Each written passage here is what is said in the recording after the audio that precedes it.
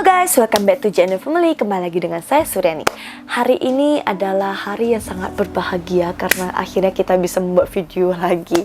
Karena sudah sekian lama kita nggak membuat video ya, udah hampir 2-3 minggu atau 4 minggu mungkin ya. Karena bener-bener jadwal itu padat banget. Kerjaan saya menumpuk, kerjaan suami menumpuk, dan baby J-nya butuh perhatian banget, lagi aktif-aktifnya dan empasinya. Jadi ini karena kemarin saya sempat baca komentar bahwasannya diminta untuk membuat video tentang membahas tentang baby blues dan jangan berhenti buat video baru. Jadi saya merasa tersentuh, masih ada ya pengen melihat video terbaru kami. Jadi saya jadi semangat balik, suami saya juga merasa semangat lagi. Jadi kita pengen buat video lagi. Jadi terima kasih kepada yang sudah berkomentar dan kepada subscriber kita yang sudah menunggu kita. Saya terima kasih. Oke, jadi tanpa basa-basi lagi, mari kita bahas apa sih itu baby blues.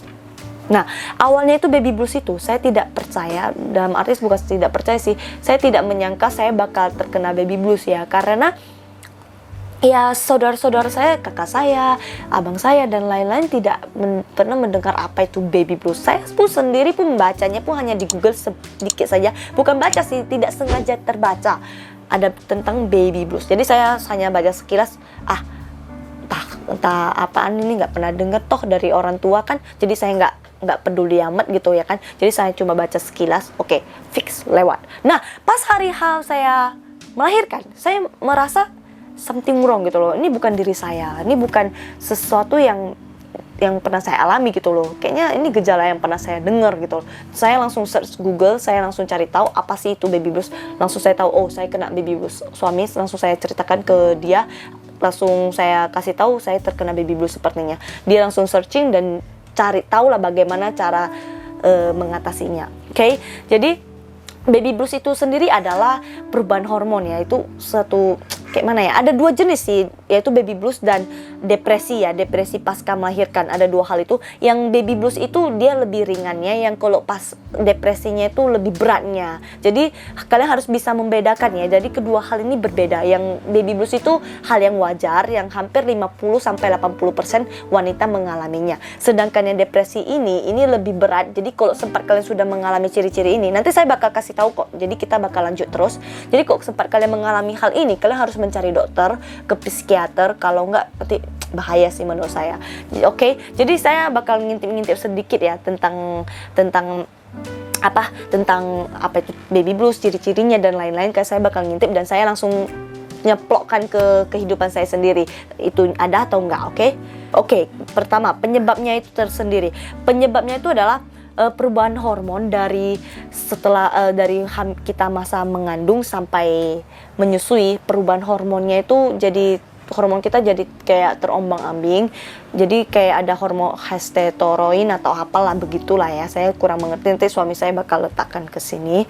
Jadi perubahan hormon itu sendiri membuat kita jadi terkena jadi terkena baby blues gitu loh. Dan bukan hanya itu sendiri sih, masih ada 3 faktor ya. Yang pertama yaitu hormon, yang kedua yaitu kurang tidur ya. Kurang tidur bisa membuat kita terkena baby blues juga. Jadi saat itu kalau nggak salah saya kan jaga sendiri, saya nggak ada gue lain, nggak ada yang bantu suster jagain gitu. Jadi sehingga suami besok kan kerja, jadi saya menyuruh dia untuk istirahat saja karena besok mau kerja. Saya takut kerjaannya terganggu, jadi saya malam itu saya full jaga sendiri. Saya hanya tidur 2-3 jam saja, jadi sehingga saya benar-benar kurang tidur banget. Sedangkan kita yang normal saja, yang kurang tidur saja, emosi kita susah dikontrol kan, apalagi kita yang memiliki baby gitu. Mendengar tangisannya saja sudah membuat kita kayak puyeng sendiri ya. Rasanya nggak nangis pun kayak nangisannya tergoyang-goyang, ternyung-nyung di kepala gitu loh. Oke. Jadi itu faktor keduanya. Oke, yang ketiganya itu adalah kesulitan beradaptasi. Ya, saya benar-benar kesulitan banget beradaptasi. Kenapa? Karena sedangkan dari single ke married saja saya masih belajar untuk beradaptasi. Karena kan dari sendiri ke 2 orang, bahkan ke keluarga baru kan, ke mama mertua dan papa mertua. Sehingga saya masih belajar beradaptasi dan belum pure untuk bisa menguasai itu semua, sehingga babynya sudah keluar. Jadi saya sedikit shock gitu, maksudnya dalam arti berbeda loh, 180 derajat itu dunia saya berbeda gitu loh. Saya nggak pernah membayangkan bakal berubah berubah sebanyak ini gitu loh. Jadi ya benar-benar mengganggu psikologi saya sendiri sih. Saya menyadari itu, tapi nggak apa-apa, saya bisa mengatasi itu semua. Jadi kalau saya bisa mengatasi, saya yakin kalian juga bisa mengatasi. Jadi semua masalah itu bisa diatasi asal ada satu hal, saling kejujuran dengan suami istri ya. Oke, kita lanjut. Jadi 3 hal itu saja yang penyebab datangnya baby blues itu. Jadi kalau bisa dicegah, bisa dicegah. Oke, jadi ciri-cirinya dulu, nanti baru kita kasih tahu cara pencegahnya. Ciri-cirinya itu yaitu 1, bunda akan menangis tanpa alasan yang jelas. Bener, saya menangis senangis-nangisnya pas suami saya datang. Saya pas lagi udah bener-bener stres banget itu, pada saat yang gimana ya, baby J-nya nangis, saya harus nyuci pakaian, saya harus kasih dia minum susu, saya harus ini, saya harus masak ini dan lain-lain, membuat saya benar-benar nangis, menjerit-jerit, menjerit kayak udah kayak orang gila gitu loh. Sehisterisnya itu saya nggak pernah melakukan itu, tapi bahkan orang tua saya nggak pernah saya ceritain ya.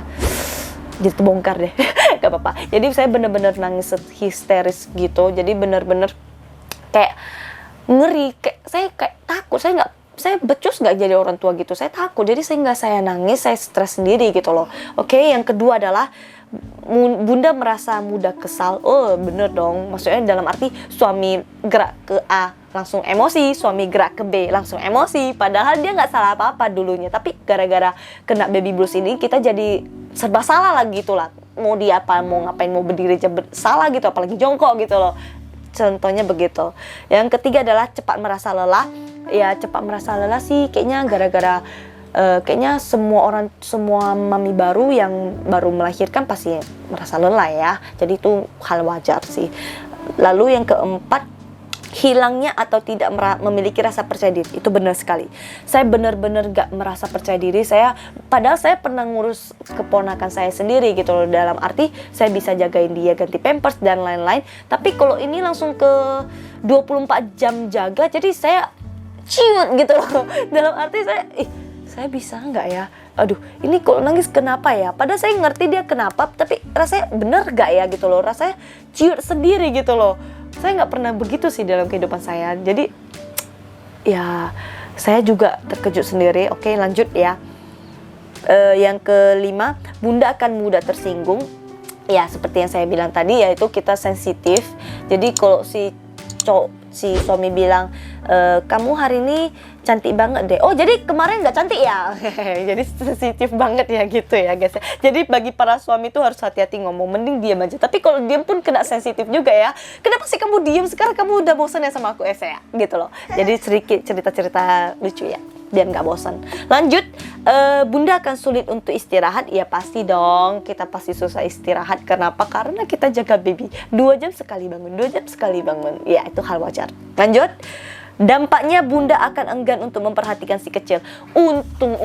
Untungnya saya hanya pas nggak berani lihat si jari cuma beberapa jam. Saya hanya takutnya beberapa jam. Setelah itu saya lebih pengen dekat dengan dia. Saya pengen tidur di samping dia, pegang tangan dia dan tidur. Itu sih. Jadi gejala orang tua masing-masing itu berbeda-beda ya. Jadi saya hampir semua saya alami sih ini gejalanya itu. Nah, kalau di bunda belum tentu sama ya. Jadi ciri-cirinya itu bisa sama, bisa enggak. Ada yang hanya 3, ada yang hanya 4. Tapi ada juga yang ngalami semua, jadi beda-beda, oke? Oke, jadi sekarang solusi cara atasinya itu bagaimana? Ini yang paling penting ya. Nah, solusinya itu sangat gampang sekali. Yaitu, pertama adalah curahkan segala isi hatimu kepada suamimu. Ya, jadi campur lagu ya. Ya benar-benar. Kita harus benar-benar mencurahkan. Kita harus bilang semua isi hati kita. Kita ngomong semua ke suami. Suami kamu jelek, suami kamu bau, suami kamu bukan begitu. Maksudnya curahkan semua apa yang kamu rasakan. Kamu kelelahan, dia bilang, kamu jagain dedek Jerry bentar dong, saya sangat-sangat lelah sekali. Maksudnya contohnya begitu, oke? Jadi curahkan aja apa yang kamu rasakan, kamu harus bilang loh, jangan dipendam. Jadi misalnya suami kamu yang masih belum kenal baby blues itu apa, segera kenalkan, segera kasih tahu, ternyata baby blues itu ada loh, jangan anggap remeh ya gitu loh. Maksudnya ya kasihan Bunda sendiri kok harus alami sendiri, harus dipendam sendiri, harus sakit sendiri, nanti jadi penyakit loh. Nah jadi curahkan segalanya itu kepada suami, atasi bersama dan luangkan lebih banyak istirahat. Makanya kenapa 1 bulan pasca melahirkan itu harus lebih banyak istirahat ya. Kenapa harus di tradisi Chinese itu harus ada Ai Gue Lai, karena mungkin saya mengetahui kenapa harus ada Ai Gue Lai, karena pertama mungkin kita merasa lebih pangsim, atau dalam arti lebih maksudnya babynya itu lebih leluasa dijaga oleh orang yang berpengalaman. Jadi kita kayak cuek aja, maksudnya babynya aman kok, jadi kita nggak merasa khawatir, nggak merasa kekhawatiran berlebihan kayak saya dulu ya kan. Nah yang kedua itu mungkin karena capek ya, kita kan capek bangun tidur kan malam-malam kan, sedangkan ada Ai Gue Lai mungkin mereka bantu jagain pas malamnya kan. Yang ketiga adalah mungkin faktor bukan masa sih, maksudnya dalam arti bersihkan baju, bersihkan ini, bersihkan itu, nyapu dan lain-lain kan, sehingga kita memandikan babynya lagi kan. Nah jadi sehingga kita lebih difokuskan untuk istirahat sih sebenarnya 1 bulan itu. Tapi tidak masalah, kita tetap bisa melalui itu semua ya. Jadi saya nggak harus Ai Gue Lai, ada positif ada negatifnya. Kenapa? Karena kalau positifnya itu kita lebih dekat dengan babynya loh. Babynya dalam 2 minggu saja sudah bisa ikatan batin dengan saya. Apalagi kalau misalnya yang sudah dijagain Ai Gue Lai juga bisa ikatan batin sih, cuma kan gimana gitu. Nah oke, lanjut.